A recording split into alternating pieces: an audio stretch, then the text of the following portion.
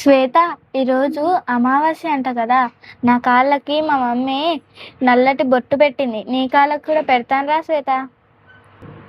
అవును, అమావాస్య అంటే నాకు కూడా భయం. చీకటి అంటే చాలా భయం. నాకు కూడా ఆ నల్లటి బొట్టు పెట్టు. అవును, అమావాస్య అంటే నాకు కూడా భయమే. మీరందరికీ రండి, మీకు ఒక విషయం చెప్తాను. అమావాస్య రోజు దయ్యాలు తిరుగుతాయంట, రోడ్ల మీద నిమ్మకాయలు పెడతారంట, దిష్టి తీసేస్తారంట.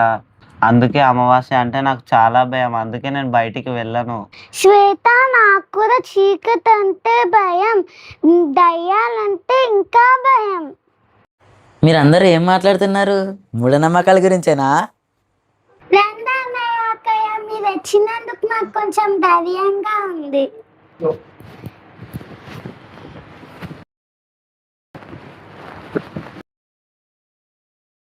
అయ్యో, మీరందరు దేనికి భయపడుతున్నారు?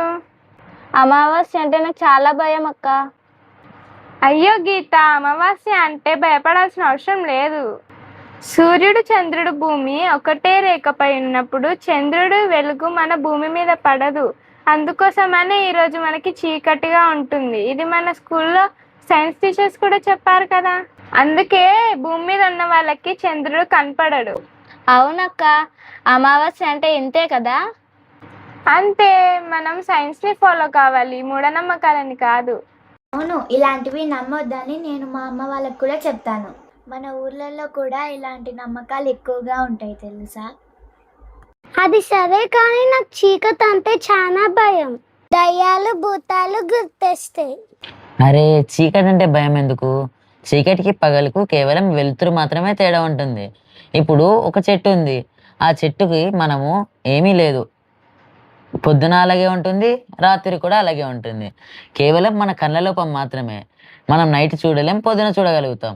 నైట్ కూడా చూడగలుగుతాం, కానీ కేవలం మన మన కళ్ళు 360 నుంచి 700 నానోమీటర్ల వరకే కనబడుతుంది. అందుకే మనం చూడలేం, అది మన లోపమే. చీకటి అంటే దాంట్లో భయం ఏముంది? ఉదాహరణకి కుక్కలు ఉన్నాయి, వాటికి రంగులు గుర్తించడం తెలియదు, కానీ చీకట్లో దాని దృష్టి చాలా బాగుంటుంది. తేనెటీగలు కూడా మన కంటికి కనపడని కాంతిని కూడా చాలా స్పష్టంగా చూడగలుగుతాయి. మనకి కనబడని దాన్ని ఏదో ఊహించుకోవద్దు.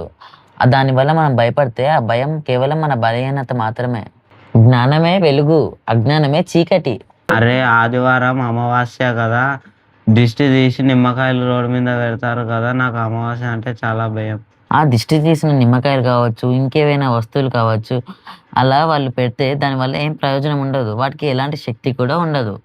దయ్యాలు, భూతాలు ఏవీ లేవు, అది వట్టి భ్రమ. మన భయమే దయ్యం.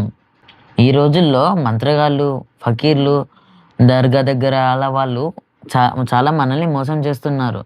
ప్రభుత్వం కూడా వాళ్ళ మీద యాక్షన్ తీసుకోవాలి. ఈ తాయెత్తుల వల్ల, మంత్రాల వల్ల ఎలాంటి ఉపయోగం లేదు.